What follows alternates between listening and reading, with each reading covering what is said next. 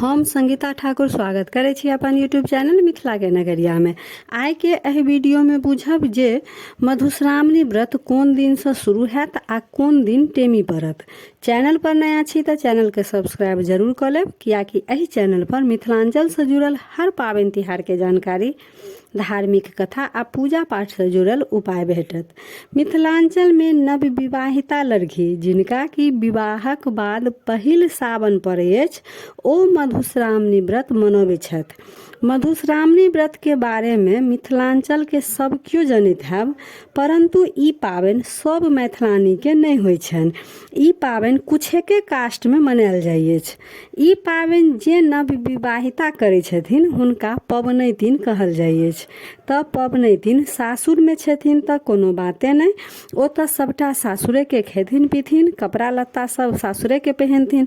परंतु अगर पबनैतिन अपन नैहर में छथिन तऽ हुनका ले सब कुछ सासुरे से एतनि। ओ सासुरे के कपड़ा लत्ता पहिर क पूजा करती, सासुरे के दाना खा क व्रत रखती, पूजा के सब सामग्री तक सासुरे से एतनि।